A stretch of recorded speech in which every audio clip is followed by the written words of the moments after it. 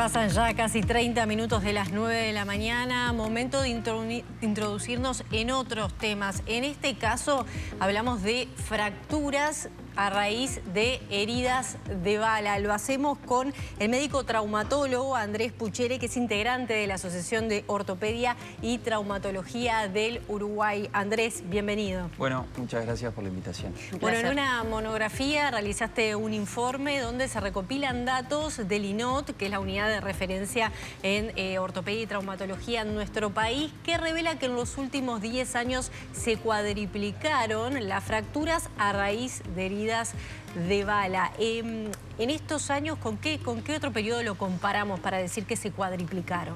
Bien, este trabajo nace como un proyecto como de fin de especialidad en Uruguay que hay que hacer. Cuando uno hace una especialidad tiene que finalizarlo con algún proyecto de investigación. Este fue mi tema y había un trabajo similar de 10 años antes, entre 2011 y 2012, Bien, que recopilaba 88 pacientes durante 2 años. Y al compararlo con nuestro trabajo, encontramos 165 en un año, o sea, casi que se cuadriplican los pacientes que consultan en el Instituto de Traumatología, que es obviamente Salud Pública de Montevideo, en ese periodo, y es algo que es como bastante llamativo. Hay una pregunta que te tengo que hacer, ¿tiene que ver con que efectivamente hay más casos o hoy es más sencillo recopilar o tener esta cuantificación? Bien, eso es uno de los cuestionamientos que nos planteamos.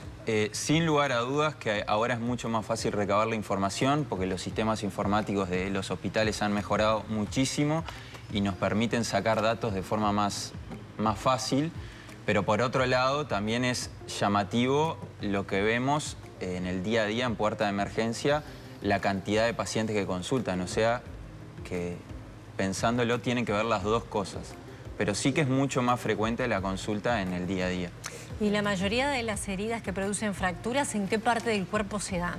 La mayoría son en los miembros superiores o miembros inferiores. Casi el 75% es en miembros inferiores.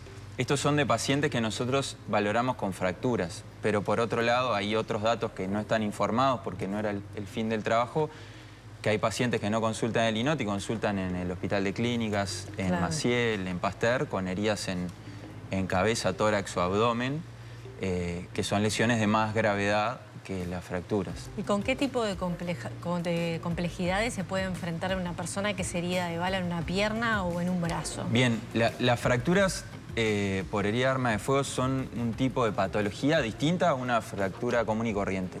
Primero porque es una fractura que es expuesta, o sea, el hueso tiene contacto con el exterior y más riesgo de infección.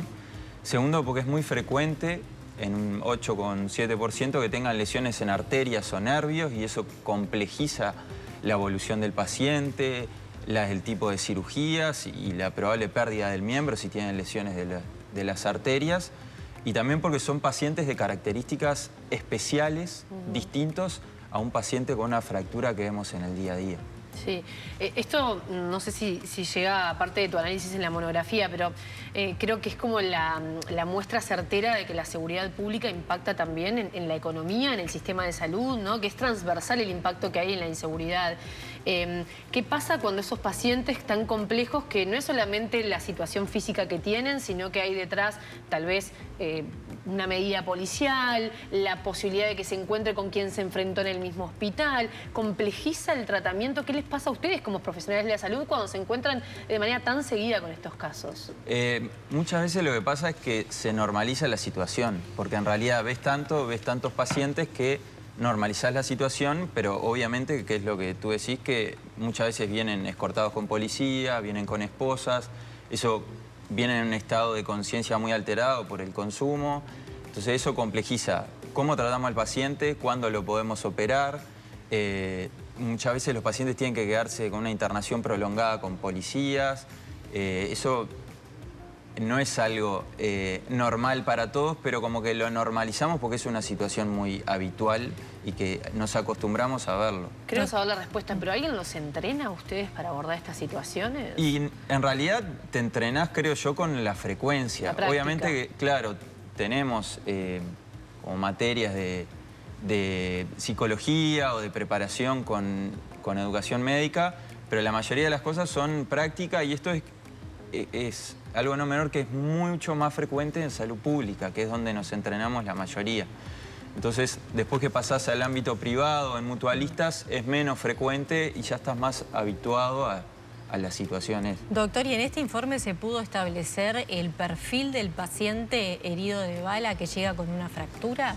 En realidad, lo que hacemos... ¿Edad, sexo? Sí, eso sí. Nosotros tenía dos objetivos. Una es hacer como un análisis epidemiológico, ver los números de pacientes, y el otro lado es un análisis más para los traumatólogos de manejo. Entonces, el tipo de pacientes en su mayoría hombres, más del 90%, de alrededor de 32 años. Casi un 77% eran abusadores o consumidores de sustancia, y siendo la pasta base la vedette de eso. Por eso que digo que hay pacientes que llegan a un estado de conciencia difícil de interrogar. Y hay otro análisis que se desprende que está bastante más establecido en otros trabajos de investigación, que los pacientes con heridos de arma de fuego están asociados más al medio socioeconómico, a la criminalidad, a la violencia interpersonal, al consumo, como les dije. En realidad intentamos como analizar los pacientes que venían y no hacer como un perfil específico, pero los datos se desprenden y eso es lo que da.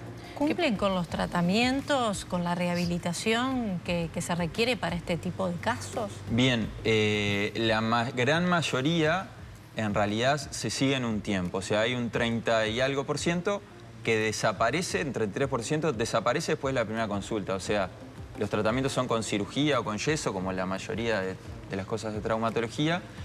Y hay un 33% que nosotros lo vemos la primera vez y desaparece del sistema. O sea, nunca vuelve a consulta, nunca se vuelve a contactar. Hay otro porcentaje que se controla durante al menos 3 meses y otro porcentaje que se controla hasta el fin del tratamiento. Pero es llamativo que uno tenga una fractura, lo operen o no, y desaparezca del sistema y nunca vuelva a hacer una consulta. ¿Qué pasa con los puntos rojos, digamos? ¿Cuáles son las puertas de entrada de emergencia en las que reciben mayoritariamente estos casos? ¿Las puertas de entrada decís como instituciones? Exacto. Bien, como te dije, la mayoría es en salud pública. O sea, la gran mayoría... ¿Pero dentro de salud pública? Dentro de salud pública, el INOT de estos pacientes atrapa casi a 1/3 de lo que pasa en el país. Después de eso se reparten muy frecuentemente en Maciel, Clínicas, Pasteur en Montevideo y en menor medida en las mutualistas, pero la mayoría de los pacientes se reparte por salud pública de Montevideo. ¿Ustedes indagan sobre el caso una vez que les toca operar o tratar con el paciente? No, mínimamente. En realidad nosotros atendemos a la persona y todo lo que pasó antes debería quedar afuera de la consulta. Hay cosas que quedan como anecdóticas que cuentan los pacientes, pero nosotros atendemos a la persona y todo lo que pasa atrás no debería ser como de nuestro manejo. Si hay un proceso judicial, policial, lo tenemos que tener en cuenta para el manejo del paciente en la internación, pero todo lo otro nosotros deberíamos tratar del paciente y la patología. Creo que está buenísimo este trabajo tuyo porque da información, eso echa luz sobre ciertas cuestiones. Imagino que era una percepción que ustedes tenían, ¿no? Un termómetro, pero hoy lo ven en la realidad. ¿Esto sirve para generar políticas de Estado? ¿Esto sirve para generar nuevas políticas dentro del sistema de salud? ¿Entendés que esta información puede ayudar a repensar en la manera que encaran estos temas? O sea, ahí me escapa porque yo soy médico, pero me parece que debería sí saltar las alarmas en algún lugar. O sea, que en un hospital cada 2 días lleguen pacientes con herida de arma de fuego no es algo menor. Los datos que se comparan en el estudio son todos países tercermundistas, muchos en guerra. Sudáfrica, Camerún, México, Colombia, Israel.